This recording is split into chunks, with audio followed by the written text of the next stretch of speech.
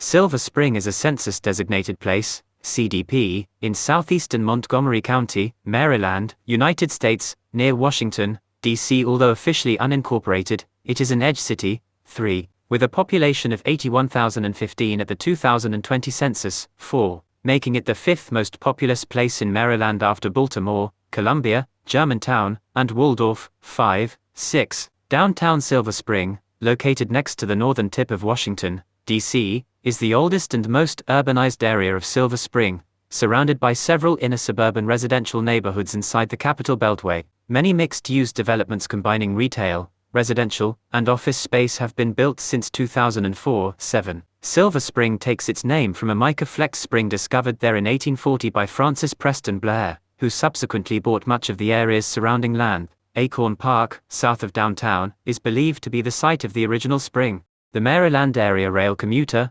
MARC, 4, is a commuter rail system in the Washington-Baltimore area. MARC reporting MARC is administered by the Maryland Transit Administration, MTA, and operated under contract by Alstom and Amtrak on track owned by CSX Transportation, CSXT, and Amtrak, 5, 6. In 2024, the system had a ridership of 4,187,100, or about 15,200 per weekday as of the first quarter of 2025, less than pre-COVID-19 pandemic weekday ridership of 40,007, with trains on the Penn Line reaching a maximum speed of 125 miles per hour, 201 kilometers per hour. MARC has the highest top speed of any commuter railroad in the United States. The two-track railroad line between Brunswick, Maryland, and Union Station in Washington, D.C., is owned by CSX Transportation, save for approaches to Union Station, and is known as the Metropolitan Subdivision. MARC operates commuter services, known as the Brunswick Line,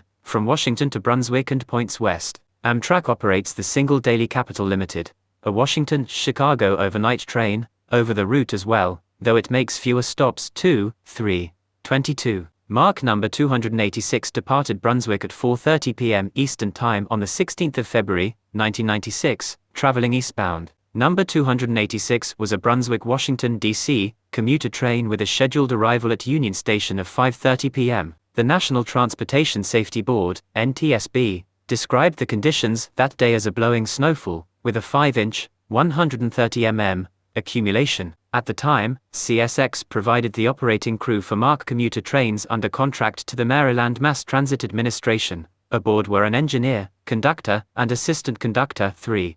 1. The train consisted of EMD GP39H, 2 diesel locomotive number 73, 2 passenger coaches, and cab control car number 7752. The train operated in push mode, meaning that the locomotive was on the rear of the train, and the locomotive engineer controlled operations from the control car in the front. 3. 6. MARC number 286 had 20 passengers on board. 3. 1. Amtrak number 29, the Capital Limited, departed Union Station at 5:25 p.m., traveling westbound towards Chicago. That day the Amtrak train consisted of 2 diesel locomotives, an EMDF 40 PHR, number 255, leading, and a GEP 40 DC, number 811, trailing, 6 material handling cars, a baggage car, a superliner transition sleeping car, 2 superliner sleeping cars, a superliner dining car, a superliner sightseer lounge car, 2 superliner coaches, and a high-level dormitory coach. The Capital Limited had 4 crew, 14 service personnel, and 164 passengers on board. 3. 1-6, collision damage, Mark II cab control car number 7752, Amtrak EMDF 40PH, are number 255, the 2 tracks of the Metropolitan Subdivision are numbered 1 and 2. MARC number 286 was on track 2, having made a flag stop at Kensington to pick up 2 passengers.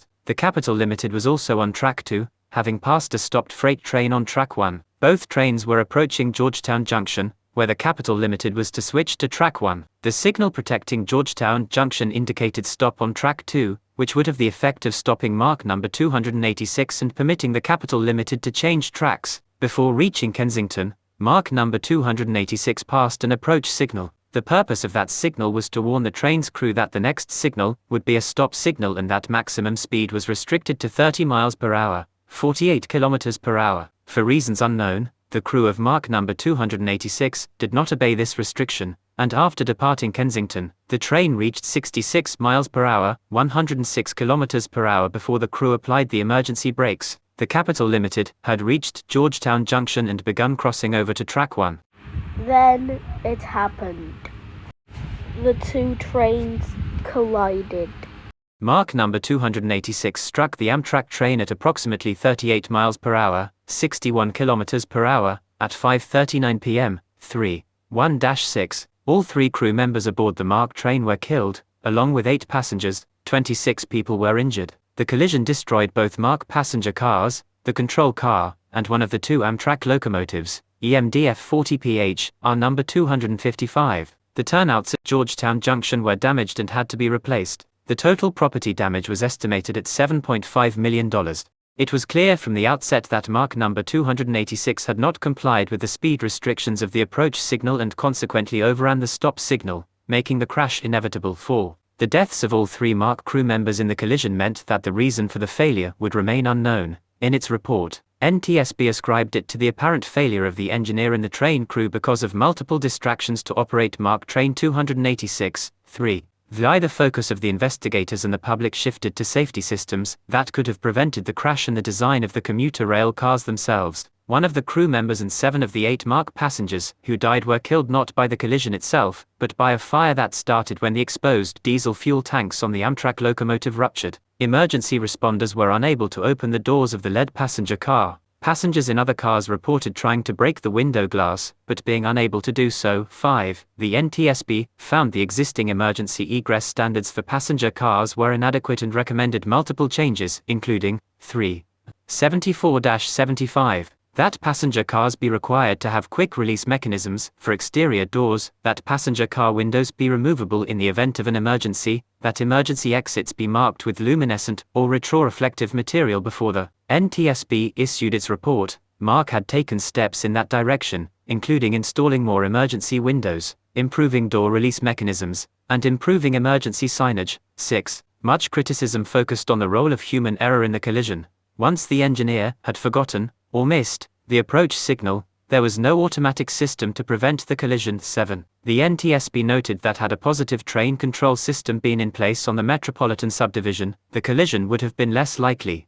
The system would have detected Mark number 286's unauthorized speed and stopped the train. 3. 73. The NTSB also strongly criticized CSX and the Federal Transit Administration for the removal of a signal between Kensington and Georgetown Junction as part of capacity improvements on the Metropolitan Subdivision. The NTSB argued that having this signal after Kensington would have reduced the likelihood of the sort of human error that caused the crash, and in the NTSB's view, CSX and the FTA did not properly assess the effects of removing the signal. Following the accident, the engineer and conductor of the Capital Limited filed lawsuits against Amtrak, CSX, and the state of Maryland for $103 million, $1,996, alleging negligence. Needs update. Singling out the removal of the signal between Kensington and Georgetown Junction and the operator error by the Mark engineer. Both men claimed that the injuries they sustained in the crash prevented them from returning to work. 8. In 1999, responding to the crash, the Federal Railroad Administration issued comprehensive rules for passenger car design.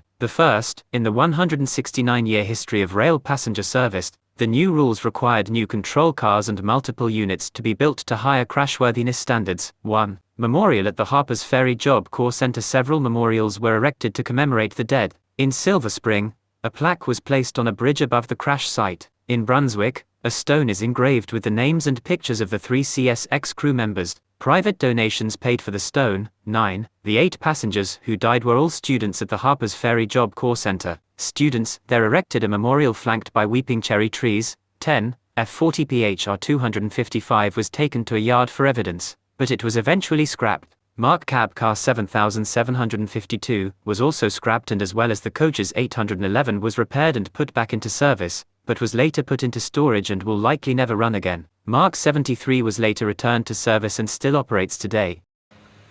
It's been 29 years since the accident, and hopefully you'll never see another train collision like this, ever again.